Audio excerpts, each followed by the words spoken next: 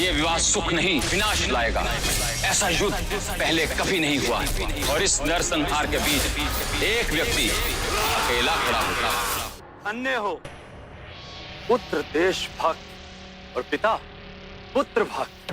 क्या परिवार है।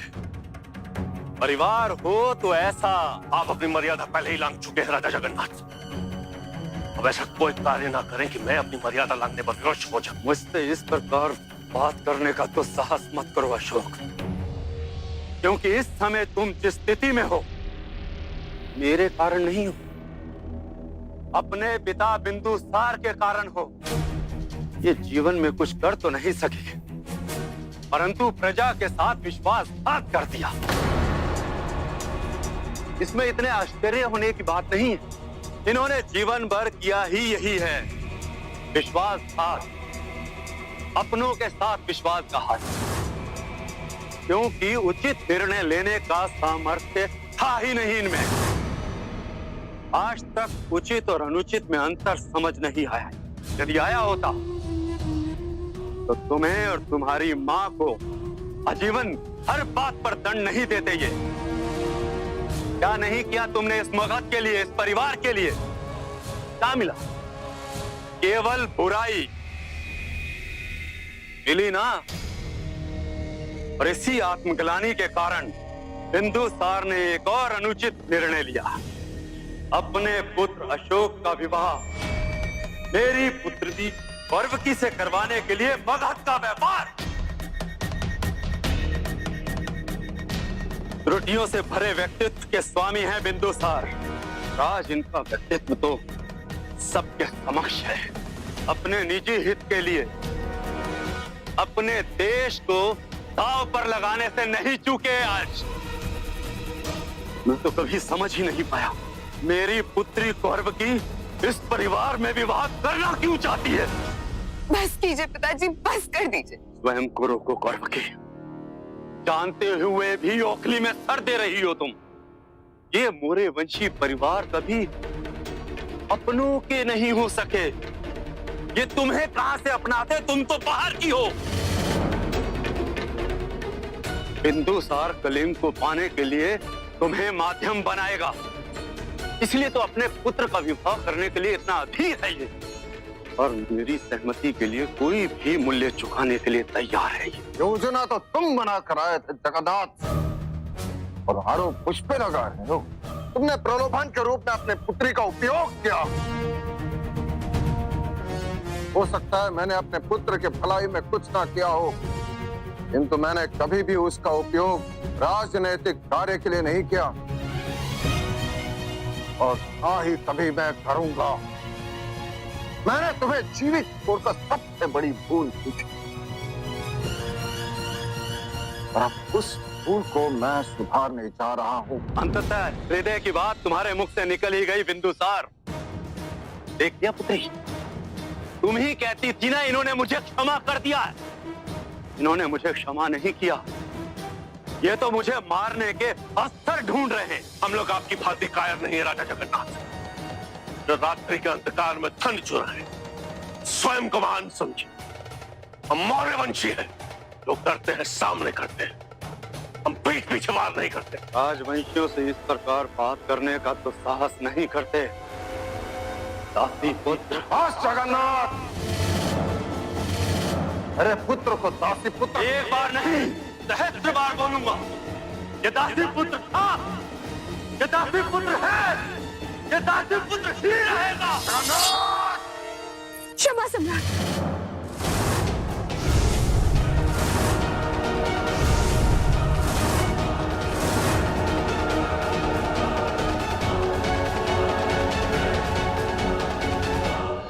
मेरे पिताजी को प्राण दान दे दीजिए।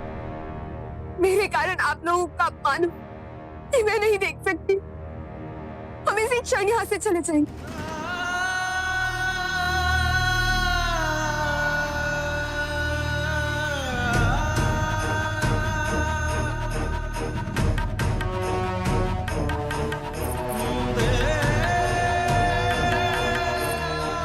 रुक जाओ गौरवकी।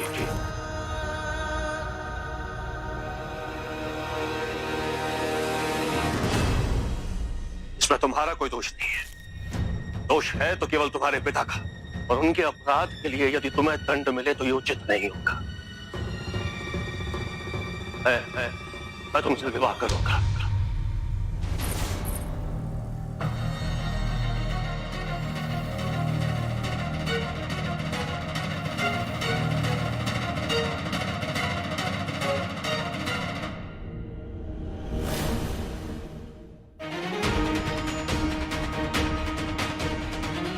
मैं तुमसे विवाह करूंगा।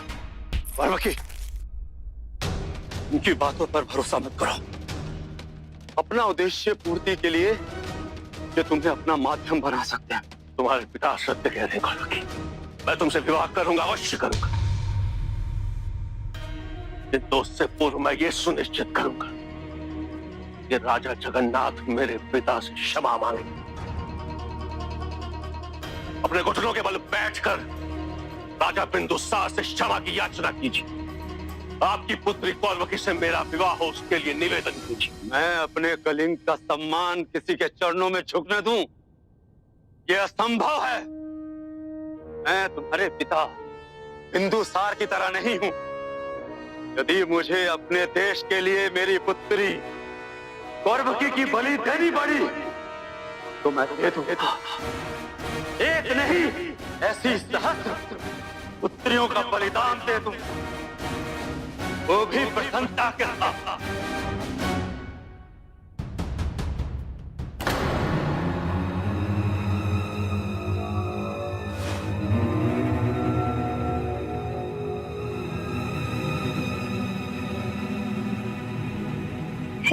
इतना सन्नाटा क्यों?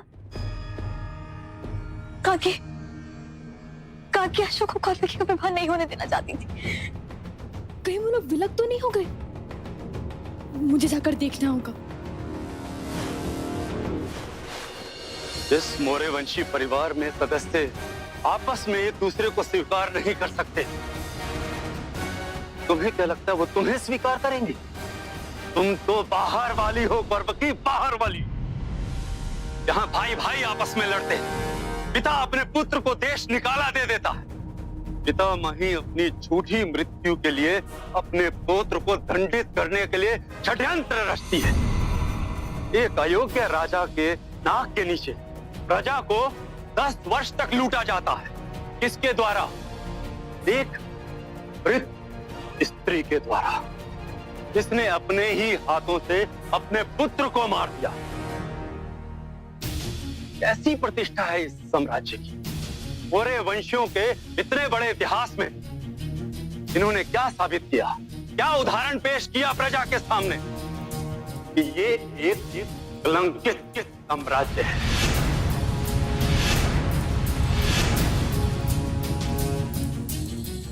और एक इनका दुर्बल राजा, ऐसा राजा जो कान का इतना कच्चा है कि उसका पुत्र और उसकी पत्नी उसकी इस दुर्बलता का लाभ उठाकर उसे अपनी उंगलियों पर नृत्य कराते हैं, पर वो कुछ नहीं कर पाता। आश्चर्य तो तब होता है कि धर्मा जैसी एक साधारण स्त्री ने अपनी चतुराई से एक राजवंशी से विवाह कर लिया और उसने सुनिश्चित किया कि उसका पति उसके पुत्र के लिए इतना पक्ष लेगा, वही उसका उत्तराधिकारी होगा, उसी को राज सिंहासन दिया जाए। पिता के हृदय में इतना प्यार जगाने के लिए, इतना प्यार जगाने के लिए तुम्हारी मां ने पता नहीं क्या क्या किया होगा। अशोक,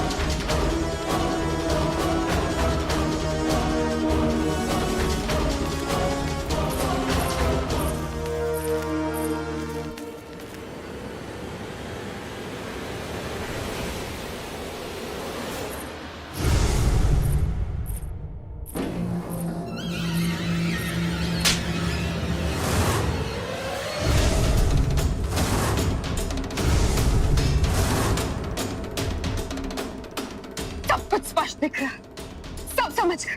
क्यों मेरे पिता ये विवाह होने नहीं देना चाहते? यदि मेरे पिता में दोष, तो तुम भी दोष मुक्त नहीं हो शो। जो व्यक्ति अपने क्रोध पे संतुलन नहीं रख सकता, वो अखंड भारत का निर्माण क्या करेगा?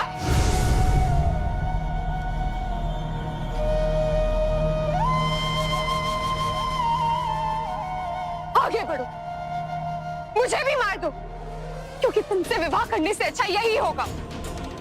वो तो मैं थी जो तुम्हारे प्रेम में अंधी थी, वरना इस पूरे संसार में कोई भी कन्या जिसके पास थोड़ी भी बुद्धि और विवेक हो, तुमसे विवाह करना नहीं चाहिए। तुम जैसे चंड से होते होगे तुम महान व्यक्ति, पर तुम्हारा क्रोध एक दिन तुम्हारा सर्वनाश कर देगा अशोक। वर्षों पहले तुमने अपने क्रोध के कारण सब कुछ खो दिया था, अपना पूरा परिवार, यहाँ तक कि अपना स्वप्न भी। फिर तुमने कुछ नहीं सीखा, कोई परिवर्तन नहीं हुआ तुम में। तुम चंड थे, चंड हो और चंड ही रहोगे। कोई भी कन्या तुमसे विवाह करना नहीं चाहेगी अशोक। है कोई तो लाओ मेरे सामने। चंड हूं ना मैं, चंड हूं ना। अब मैं तुम्हें चंड होने का प्रमाण देता हूं। जिस विवाह के लिए मेरे माता पिता ने अपने आत्मसम्मान को दांव पर लगा दिया, जिस विवाह के लिए इन्होंने मेरी मातृभूमि को दांव पर लगा दिया, जिस विवाह के लिए इन्होंने अपनी प्रसन्नता को, अपने जीवन को दांव पर लगा दिया, उस पुत्र का विवाह होगा, अवश्य होगा, और इसी क्षण होगा।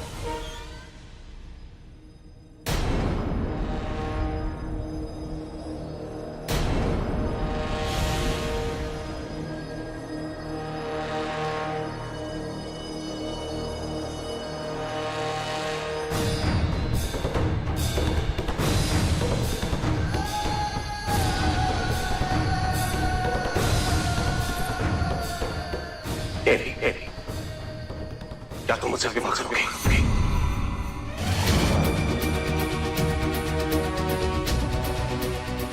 विवाह करोगी मुझसे देवी?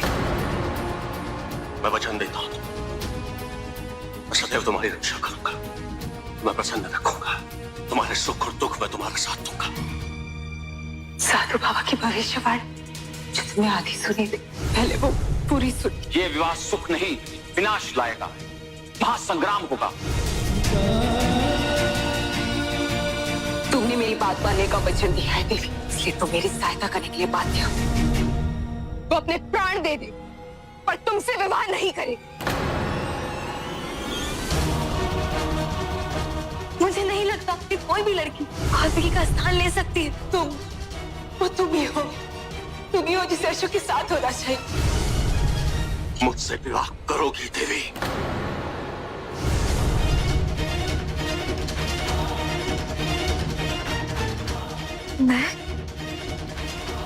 मैं कैसे अशोक? तुम तो कौरवकी से प्रेम करते हो ना?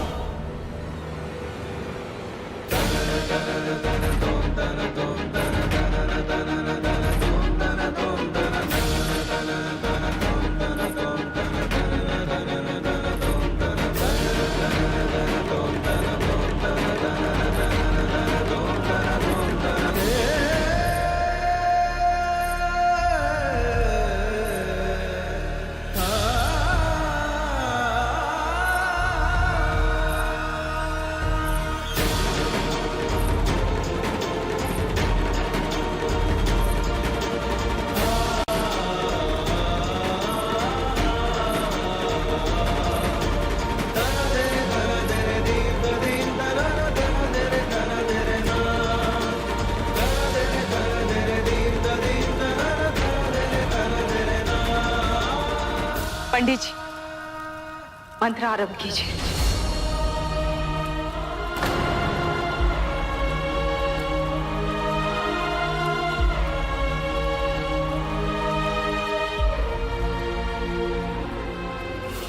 भगवान गणेश का ध्यान करें। ओम गणानान्त्वा गणपतिं पतिर्गुंहवामहि धियानन्त्वापि अपतिगुंहवामहि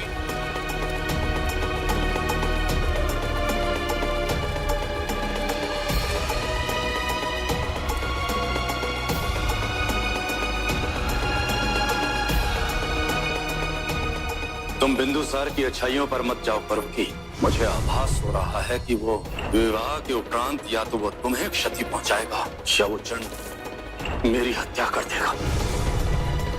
महारानी जी वर वधू का गठबंधन करिए।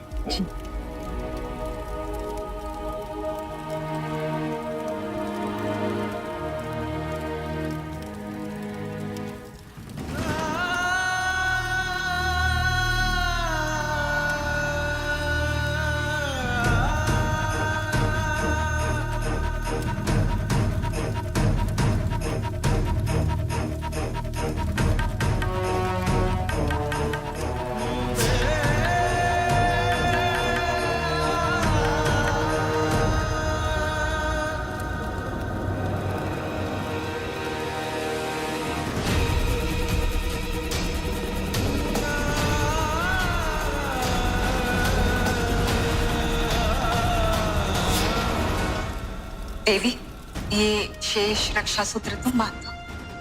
गौरव की ही अशोक के लिए योग्य जीवन साथी है।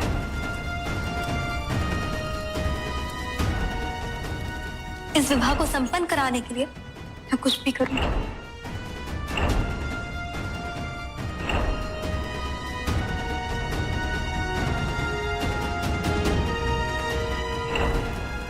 पूरे संसार में अशोक जैसा कोई नहीं। अशोक केवल एक ही है। तो फिर इसी से तुम्हारा विवाह करा दूं।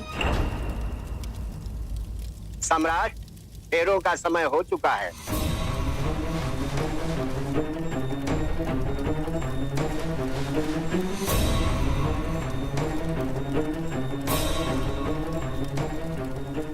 ओम यासी स्वयं सुकृतिनां भवने स्वदा